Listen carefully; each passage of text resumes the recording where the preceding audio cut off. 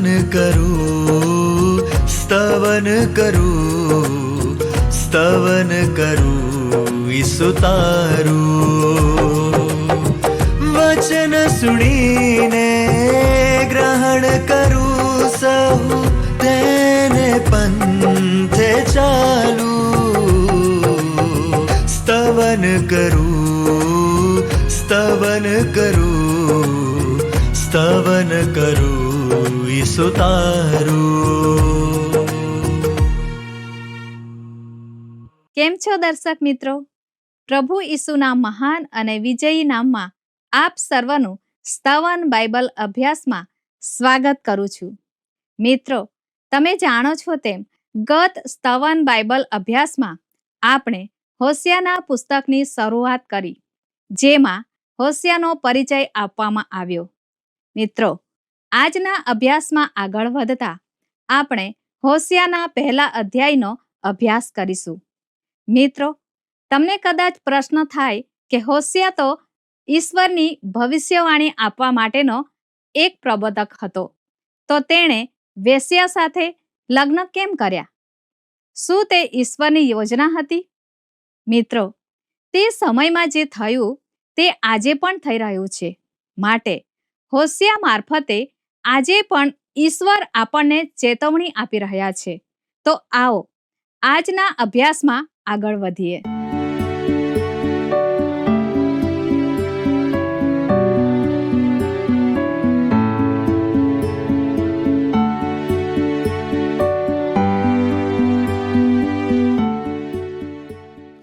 પ્રિય મિત્રો, નમસ્કાર.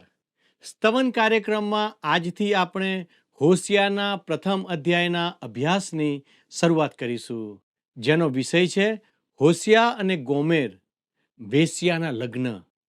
ભલા મિત્રો, જ્યારે આપણે હોશિયાની ભવિષ્યવાણીની તરફ જોઈએ છીએ, ત્યારે આપણે પવિત્ર ગ્રંથ બાઇબલના એક મહાન માણસ પાસે આવીએ છીએ કે જે નોંધપાત્ર પ્રબોધક છે.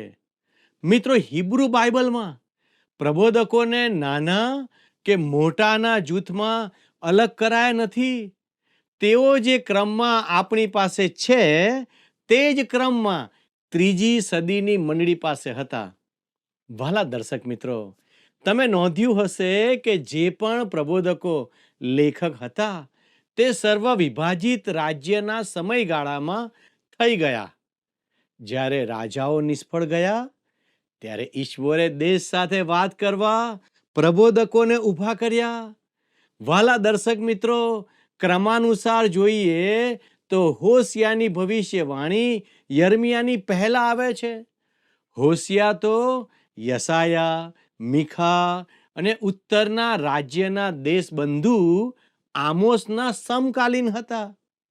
હોશિયા અને આમોસ ઉત્તરના રાજ્યના પ્રબોધકો હતા, જ્યારે યશાયા અને મીખા દક્ષિણના રાજ્યના પ્રબોધકો હતા. હોશિયાની ઘણી બાબતોની સરખામણી યર્મિયા સાથે કરવામાં આવે છે. વહાલા દર્શક મિત્રો, દક્ષિણનું રાજ્ય ગુલામીમાં ગયું તે પહેલા યર્મિયા છેલ્લો પ્રબોધક હતો, પરંતુ તેના 100 કરતાં વધારે વર્ષ પહેલા હોશિયા ઉત્તરના રાજ્યનો પ્રબોધક હતો. તેણે પણ યર્મિયા પ્રબોધકની જેમ આવી રહેલા બંદીવાસ વિશે ચેતવણી આપી હતી. આ બંને માણસો હૃદય ભાંગી નાખનાર અંગત અનુભવમાંથી બોલ્યા હતા. જો કે યર્મિયાનો અનુભવ વધુ જાહેર હતો. હોશિયાનો અનુભવ ઘરમાં હતો, જેને અંગત કહી શકાય. યર્મિયા તેના દેશને પ્રેમ કરતો હતો અને તેથી આવો ક્રૂર સંદેશો આપતા તેનું હૃદય ભાંગી ગયું હતું. પણ ઈશ્વરે આ કાર્ય માટે તેના જેવા કોમળ હૃદયના માણસને પસંદ કર્યો હતો. વહાલા દર્શક મિત્રો, કદાચ હોશિયા યર્મિયા પ્રબોધક જેટલો કોમળ હૃદયનો ન હતો, પણ તેનો અનુભવ ભંગિત ઘર અને ભંગિત હૃદયનો હતો. તેની પત્ની તેને વફાદાર ન હતી અને તે વેશ્યા બની ગઈ. પણ હોશિયા તેને એટલો બધો પ્રેમ કરતો હતો કે તે તેને પાછો ઘરે લઈ આવ્યો. પણ તેની પત્ની ફરીથી તે જ માર્ગ પર પાછી ગઈ. કેટલું કરુણ! વાલા દર્શક મિત્રો, આ અનુભવને લીધે હોશિયા પ્રબોધક ઇસ્રાયેલ દેશ પાસે જાય છે. તેની આંખમાંથી આંસુ વહી રહ્યા છે અને તે તેઓને કહે છે કે ઈશ્વર તેઓના માટે કેવું વિચારે છે, કેમ કે તેને પોતાના ઘરમાં વ્યક્તિગત રીતે તેનો અનુભવ થયો છે. વાલા મિત્રો, આ માણસનું હૃદય ભંગિત થયેલું છે, તેથી તે ઈશ્વરનો સંદેશ દેશને જણાવી શકે છે.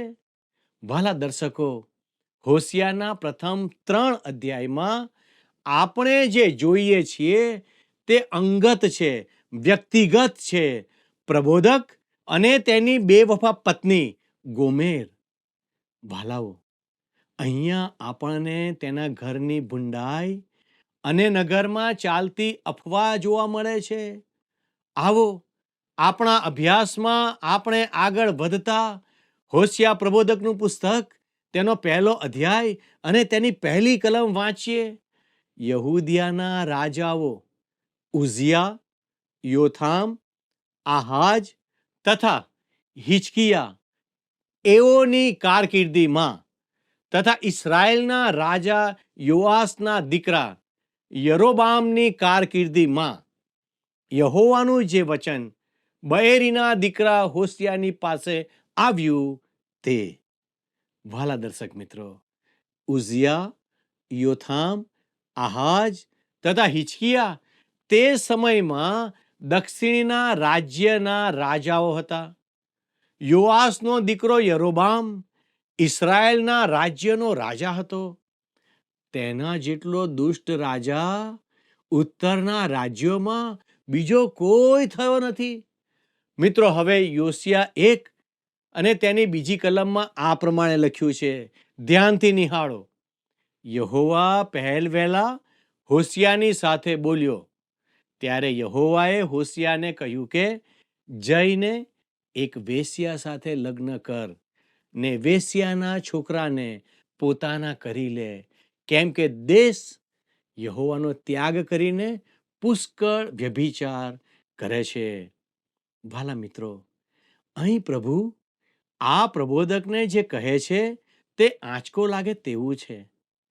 ઈશ્વરે હોશિયાને કહ્યું જા. ઈશ્વરે જ્યારે હોશિયાને કહ્યું જા, ત્યારે તે હોશિયાને ગોમેર સાથે લગ્ન કરવાની પરવાનગી આપતા હતા એમ નહીં, પણ તે તેમ કરવાનો આદેશ આપતા હતા. એનો મતલબ કે હુકમ કરતા હતા. હોશિયા સંભવત જુવાન માણસ હતો અને કદાચ ઉત્તરના રાજ્યના એફ્રાઈમના પહાડી પ્રદેશમાં તે રહેતો હતો. તે આ સુંદર કન્યા ગોમેરને મળ્યો અને તેને બહુ પ્રેમ કરતો હતો. પણ પછી તે વેશ્યા બની ગઈ. તે કદાચ તેની સાથે લગ્ન કરવા માંગતો હતો, પણ તે આ નાના નગરમાં તેમ કરવાની હિંમત કરી શક્યો નહીં.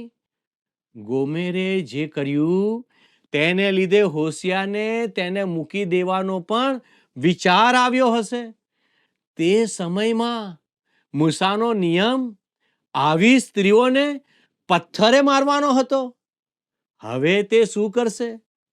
ઈશ્વરે તેને કહ્યું જા, તેની સાથે લગ્ન કર. ખરેખર તો ઈશ્વર તેને મૂસાનો નિયમ તોડવાનું કહી રહ્યા હતા. મારા વાલા મિત્ર, જ્યારે ઈશ્વર તમને કંઈક કરવાનું કહે છે ત્યારે તેને આધીન થવું યોગ્ય છે. તેમાં નિયમ તોડવાની વાત નથી. ઈશ્વરે તેને કહ્યું કે હોશિયા, તું તેના પ્રેમમાં હતો, પણ હવે તું તેને પડતી મૂકવા માંગે છે. પણ હું ઈચ્છું છું કે તું તેની સાથે લગ્ન કરે. તે વેશ્યા છે. કદાચ તેના કુટુંબમાં આવી બેવફાઈ અગાઉ નોંધાયેલી હશે. અહીંયા શરૂઆતમાં જ પ્રભુ હોશિયાને સ્પષ્ટ કહી દે છે તે પ્રબોધકના જીવનના આ અનુભવનો કેવો ઉપયોગ કરશે. ઈશ્વરે કહ્યું, દેશ યહોવાનો ત્યાગ કરીને પુષ્કળ વ્યભિચાર કરે છે. અહીં તે આ શારીરિક વ્યભિચાર કે વેશ્યાવૃત્તિને આત્મિક વ્યભિચાર સાથે સરખાવે છે. વાલા દર્શક મિત્રો, આ આજના વિશ્વાસીને લાગુ પડે છે. તમે પણ ઈશ્વરની દ્રષ્ટિમાં પાપી છો. હું પણ ઈશ્વરની દ્રષ્ટિમાં પાપી છું. આ જ ભાષાનો તેમણે અહીં ઉપયોગ કર્યો છે. અને ઈશ્વર તેમના વાર્તાલાપમાં એકદમ સરળ છે. આપણે સારા દેખાવા માંગીએ છીએ, પરિણામે કેટલીક વાર ઈશ્વરનું વચન જે સ્પષ્ટ અને કડક શબ્દોમાં બોલે છે તેમ આપણે બોલતા નથી. ખરું ને મિત્રો? વાલાઓ, હવે આપણે હોશિયા પ્રબોધકનું પુસ્તક તેનો 1 અધ્યાય 3 થી 5 કલમોને વાંચીએ. ત્યાં આ પ્રમાણે નોંધવામાં આવ્યું છે, તેથી તે જઈને દિબલાઈમની દીકરી ગોમેર સાથે પરણ્યો. તેને દાહડા રહ્યા ને તેને તેનાથી પુત્ર થયો. યહોવાએ તેને કહ્યું, તેનું નામ ઇઝરાયેલ પાડ, કેમ કે થોડી મુદત પછી હું ઇઝરાયેલના ખૂનનો બદલો યેહૂના કુટુંબના માણસોની પાસેથી લઈશ ને ઇસ્રાયેલના રાજ્યનો અંત આણીશ. તે દિવસે હું ઇઝરાયેલનું ધનુષ્ય ઇઝરાયેલની ખીણમાં ભાંગી નાખીશ. વાલા દર્શક મિત્રો, ફક્ત લગ્ન જ નહીં, તેમના બાળકો પણ ઇસ્રાયેલના દેશ માટે આત્મિક બોધ આપવાના છે.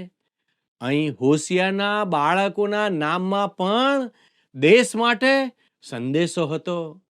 ઇઝરાયેલ તેના દીકરાનું નામ હતું, જેનો અર્થ હતો કે ઈશ્વર વિખેરી નાખશે. ઈશ્વર કહે છે કે હું ઇઝરાયેલના રક્તનો બદલો લઈશ. ઇઝરાયેલ તો શહેરનું અને પ્રખ્યાત એર માગદોનના મેદાનનું નામ છે, અથવા ઇસ્દારેલોનની ખીણનું નામ છે. તેનો લાંબો અને રક્તપાતથી ખરડાયેલો ઇતિહાસ છે. અને જ્યાં છેલ્લા યુદ્ધનો અંત આવવાનો છે તેવું જ તેની સાથે થશે. ઈશ્વર અહીંયા એવું કહી રહ્યા છે કે તે ઉત્તરના રાજ્યને વિખેરી નાખશે. વાલા દર્શક મિત્રો, હોશિયા પ્રબોધકનું પુસ્તક તેનો 1 અધ્યાય 6 કલમમાં આ પ્રમાણે લખ્યું છે, ધ્યાનથી નિહાળો. તેને ફરીથી દાહડા રહ્યા ને પુત્રીનો પ્રસવ થયો.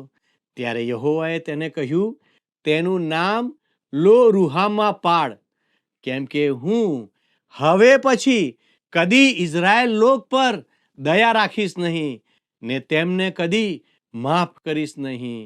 વાલા દર્શકો, ઈશ્વરે તેની દીકરીનું નામ લો રૂહામા પાડ્યું, જેનો અર્થ છે તે ક્યારેય પિતાની દયાનો અનુભવ કરશે નહીં. મિત્રો, જેમ અગાઉ મેં જણાવ્યું હતું તેમ એવું નથી કે તે અનાથ છે, પણ તેને ખબર નથી કે તેના પિતા કોણ છે. આ બાબત હોશિયાના ઘરમાં ચાલી રહેલી દુષ્ટતાને જાહેર કરે છે. મિત્રો, આ સંજોગો દ્વારા ઉત્તરનું રાજ્ય જે પ્રતિમાની ભક્તિ તરફ જતું રહ્યું છે તેને કહી રહ્યા છે, હું તમારા પર દયા નહીં રાખું, કેમ કે હું તમારો પિતા નથી. મારા વાલા દર્શક મિત્રો, એક બાબત બહુ સ્પષ્ટ છે કે જે વ્યક્તિએ તેની મર્યાદા ઓળંગી દીધી છે, એટલે કે પાપમાં બહુ ગરકાવ થઈ ગયો છે, તે વ્યક્તિની પાસે ઈશ્વરની કૃપા પણ પહોંચી શકતી નથી. જો કે હું એવું નથી ઈચ્છતો કે તમે એવી કોઈ સ્થિતિમાં આવી પડો જ્યાં ઈશ્વર તેમની કૃપાથી તમારા સુધી પહોંચી ના શકે. જો તમે ઈશ્વરની દયા અને કૃપાનો સતત નકાર કર્યા કરશો તો એક દિવસે તમે તે સીમા ઓળંગી જશો. તેનો અર્થ એવો નથી કે ઈશ્વરની કૃપા તમારા સુધી પહોંચી શકતી નથી, પણ તેનો અર્થ એવો તો થાય કે તમારામાં એવું કશું જ બચ્યું નથી કે ઈશ્વરની કૃપા તમારા પર કબજો જમાવી શકે. મારા પ્રિય મિત્રો, તમે ઈશ્વરની સાથે લાંબો સમય રમત રમી શકો નહીં. ઇઝરાયેલ પ્રજાએ તેવું કર્યું, અને તે પછી એક દિવસ એવો આવ્યો જ્યારે ઈશ્વરે તેમને કહ્યું કે હું તમારા પર વધારે દયા કરીશ નહીં. વાલા દર્શક મિત્રો, હોશિયા પ્રબોધકનું પુસ્તક તેનો 1 અધ્યાય તેની 7મી કલમ આ પ્રમાણે જણાવે છે, પણ હું યહૂદિયાના લોક પર કૃપા કરીશ ને તેમનો દેવ યહોવા થઈને તેમનો ઉદ્ધાર કરીશ, અને ધનુષ્યથી, તરવારથી, યુદ્ધથી, ઘોડાઓથી કે સવારોથી તેમનો ઉદ્ધાર કરીશ નહીં. મારા મિત્રો, અહીં ઈશ્વર કહે છે, હું યહૂદાના ઘરનો ન્યાય કરવા હજુ તૈયાર નથી. શા માટે? તે યહૂદાને બચાવશે અને ઇસ્રાયેલને નહીં. દાઉદને કારણે, દાઉદ રાજાને કારણે ઈશ્વરે કહ્યું હતું કે દાઉદને કારણે તે સુલેમાનના રાજ્યને વિભાજિત કરવા માંગતા ન હતા. અવારનવાર તેમણે કહ્યું કે દાઉદને કારણે તે દક્ષિણના રાજ્યનો બચાવ કરશે. ધનુષ્યથી, તરવારથી, યુદ્ધથી, ઘોડાઓથી કે સવારોથી હું તેમનો ઉદ્ધાર કરીશ નહીં, તેવું પ્રભુ કહી રહ્યા છે. જો વાલા મિત્રો, તમે બીજો રાજાઓ 19 અને યશાયા પ્રબોધકનું પુસ્તક 37 વાંચો તો તમે સમજી શકશો કે ઈશ્વરે તે સમયે દક્ષિણના રાજ્યનો કેવી ચમત્કારિક રીતે બચાવ કર્યો હતો. માટે તમારા ફ્રી સમયમાં તમે આ અધ્યાયનો અભ્યાસ કરજો. હોશિયા પ્રબોધકનું પુસ્તક તેનો 1 અધ્યાય તેની 8મી કલમમાં આ પ્રમાણે લખ્યું છે, ધ્યાનથી સાંભળો. હવે તેણે લો રૂહામાને ધાવણ છોડાવ્યા પછી તેને દાડા રહ્યા ને પુત્ર પ્રસવ્યો. તે દેશમાં બાળકને સ્તનપાન છોડાવવામાં 2 થી 3 વર્ષ લાગતા હતા. જ્યારે લો રૂહામાને સ્તનપાન છોડાવવામાં આવ્યું ત્યારે ગોમેરને બીજો પુત્ર થયો. વાલા દર્શકો, હોશિયા પ્રબોધકનું પુસ્તક તેનો 1 અધ્યાય 9મી કલમમાં લખ્યું છે, ત્યારે યહોવાએ કહ્યું કે તેનું નામ લો આમ્મી પાડ, કેમ કે તમે મારા લોક નથી ને હું તમારો દેવ થઈશ નહીં.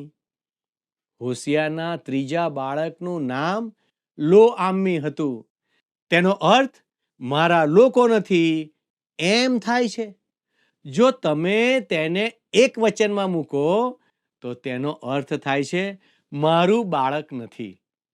મિત્રો, બીજા બાળક વિશે પ્રશ્ન હતો, પણ આ બાળક વિશે તેવું નથી. ઈશ્વર ઇસ્રાયેલ દેશને કહી રહ્યા છે કે તમે મારા લોકો નથી અને હું તમારો ઈશ્વર નથી. વાલા મિત્રો, જો હોશિયાની બધી જ ભવિષ્યવાણીઓ વાંચવામાં આવે તો કોઈ પણ વ્યક્તિ એવી દલીલ સાથે સમજાવી ન શકે કે ઈશ્વરે ઇસ્રાયેલ દેશ સાથે બધું કામ પૂરું કરી નાખ્યું છે. તે પછીનું વચન બહુ સ્પષ્ટ કરે છે, જે હોશિયા 1 અને 10માં આપણે વાંચીએ છીએ. તો પણ ઇસ્રાયેલ પુત્રોની સંખ્યા સમુદ્રની રેતી જેટલી થશે કે જેનું માપ કે ગણતરી થઈ શકે નહીં. તેમને એવું કહેવામાં આવ્યું હતું કે તમે મારા લોક નથી. તેને બદલે તેમને એમ કહેવામાં આવશે કે તમે જીવતા દેવના દીકરાઓ છો. વાલા મિત્રો, અહીં લખ્યું છે, તો પણ ઇસરાયેલની સંખ્યા સમુદ્રની રેતી જેટલી થશે કે જેનું માપ કે ગણતરી થઈ શકે નહીં. મિત્રો, હિબ્રુ લોકો અવારનવાર સતાવણીને કારણે મરતા જ રહ્યા હતા. હિટલરે શું કર્યું હતું તે વિચાર કરો. આમ છતાં અહીં અદ્ભુત ભવિષ્યવાણી કરવામાં આવી છે કે ઈશ્વર તેમની સંખ્યા વધારશે. તેમને એવું કહેવામાં આવ્યું હતું કે તમે મારા લોક નથી. તેને બદલે તેમને એમ કહેવામાં આવશે કે તમે જીવતા દેવના દીકરાઓ છો. તે દિવસોમાં બધા ઈશ્વર તરફ પાછા ફરશે. જ્યારે તમે ઈશ્વરનું વચન પૂરેપૂરું વાંચો છો ત્યારે તમે સમજી શકશો કે ઈશ્વરે ઇસરાયેલ સાથે બધી બાબતો પૂરી કરી દીધી નથી. હવે આપણે હોશિયા 1 અને 11 ને વાંચીએ. તે વખતે યહૂદિયા પુત્રો ને ઇસરાયેલ પુત્રો એકત્ર થશે ને તેઓ પોતાને માટે એક આગેવાન નિમીને દેશમાંથી ચાલી નીકળશે, કેમ કે ઇઝરાયેલનો દિવસ મોટો થશે. તે વખતે યહૂદિયા પુત્રો ને ઇસરાયેલ પુત્રો એકત્ર થશે. આખો દેશ એક થશે. ત્યાં ખરેખર ઇસરાયેલના 10 ખોવાયેલા કુળો નહીં હોય. મિત્રો, હોશિયાની ભવિષ્યવાણીમાં જે એક આગેવાન કહેવામાં આવ્યું છે તે મસીહા જ છે. તેઓ દેશમાંથી ચાલી નીકળશે કેમ કે ઇઝરાયેલનો દિવસ મોટો થશે. આ કેટલી અદ્ભુત ભવિષ્યવાણી છે. જેમ જેમ આપણે હોશિયાના પુસ્તકનો આગળ અભ્યાસ કરીશું તેમ તેમ તેની વિસ્તૃત માહિતી મેળવીશું. વહાલા મિત્રો, મારો સમય અહીં પૂરો થાય છે.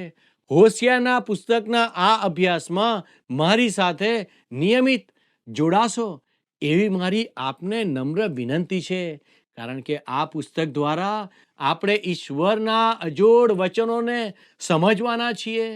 વહાલા મિત્રો, ઈશ્વર આજનો આશીર્વાદ આપ સર્વને આપો અને ઈશ્વર આપની સાથે રહો. એ જ પ્રાર્થના સાથે હું આપની વિદાય લઉં છું. આમેન.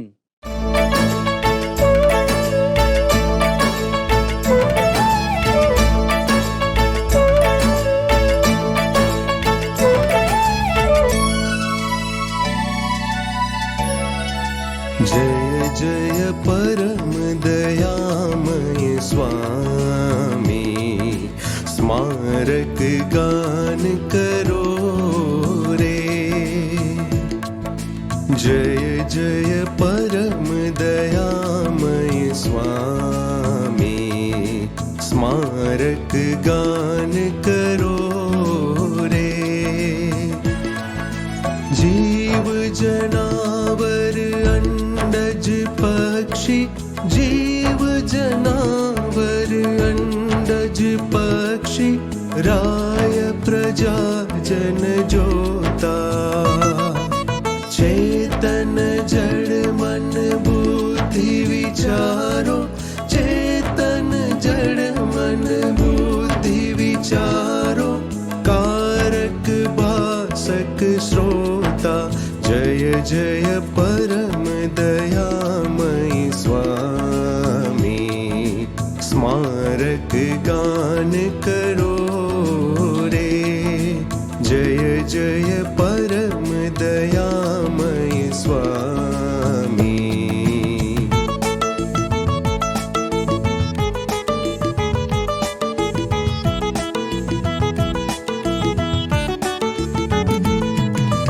भक्त समाज निरंतर तेने, भक्त समाज निरंतर तेने, साथ भजो अनुरागे. निश दिन ईश्वर ना गुण गाओ, निश दिन ईश्वर ना गुण गाओ, प्रेम सुगायक जागे. जय जय परम दयामय स्वामी, स्मारक गान करो रे. जय जय परम दया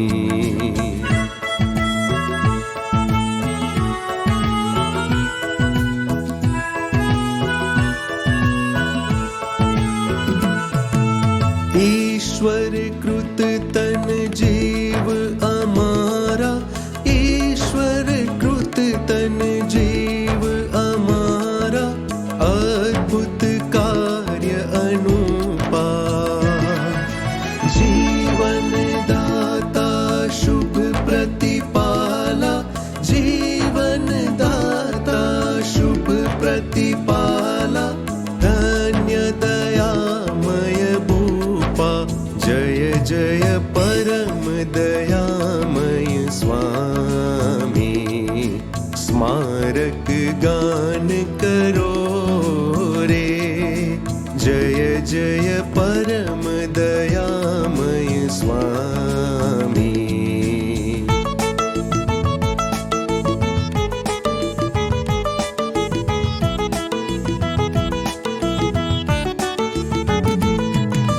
सहु जग जोग करे। મિત્રો, હોશિયા પ્રબોધક મારફતે ઈશ્વર આજે એવું કહેવા માંગે છે કે તમે તમારા પાપમાં એટલા બધા રચ્યા પચ્યા થઈ ગયા છો કે ઈશ્વરની કૃપા મારફતે તમે જે ભૌતિક આશીર્વાદો પ્રાપ્ત કર્યા છે તે દ્વારા ઈશ્વરને માન મહિમા મળવો જોઈએ તે તમે ભૂલી ગયા છો. ઈશ્વરની સ્તુતિ આરાધના દરરોજ કરવી જોઈએ અથવા તો ઈશ્વરને ખરા હૃદયથી સ્વીકારવા જોઈએ અને તેમની સાથે સંગત માણવી જોઈએ. તેના બદલે તમે અન્ય બાબતો જેવી કે મોજ મજા, જાહો જલાલી, મોબાઈલમાં આવતી અવનવી રમતોમાં વધારે પડતો સમય ગાળવો, વ્યસનોમાં વ્યસ્ત રહેવું, વ્યભિચાર વગેરે બાબતોમાં એટલે કે શૈતાની વાનાઓમાં સમય પસાર કરી રહ્યા છો. તે ઈશ્વરને મંજૂર નથી. તેથી ઈશ્વર કહે છે કે તમે મારા લોક નથી, પણ તેમ છતાં ઈશ્વર તમને પ્રેમ કરે છે. માટે ઈશ્વર તમને બચાવવા માટે ઈસુના રૂપમાં આ પૃથ્વી પર આવ્યા. તેમણે તમારા પાપોને માટે દુઃખ સહન કર્યું અને મરણ ઉપર વિજય મેળવીને આપણને બચાવ્યા છે. તેથી ઈશ્વર પર વિશ્વાસ કરો અને પ્રભુના આમંત્રણને સ્વીકારો. મિત્રો, આજનો પ્રશ્ન છે, હોશિયા અને આમોસ કયા રાજ્યોના પ્રબોધક હતા? એ ઉત્તરના, બી દક્ષિણના, સી પૂર્વના, ડી પશ્ચિમના. મિત્રો, ગત પ્રશ્નનો જવાબ છે એ બએરી. મિત્રો, જો આજના વચનને તમારા હૃદયને સ્પર્શ કર્યો છે તો અમારો ચોક્કસ સંપર્ક કરશો. તમારા પ્રતિભાવો અમારા માટે આશીર્વાદનું અને ઉત્તેજનનું કારણ બનશે. સંપર્ક માટે અમારો ફોન નંબર છે 94 29 37 56 10 9429375610. આ નંબર પર આપ મિસ કોલ અથવા વોટ્સએપ મેસેજ પણ કરી શકો છો. આજના પ્રશ્નનો જવાબ પણ આ નંબર પર જરૂરથી મોકલી આપશો. આભાર. શું તમને આ કાર્યક્રમ ગમ્યો? અત્યારે જ અમને મિસ કોલ કરો.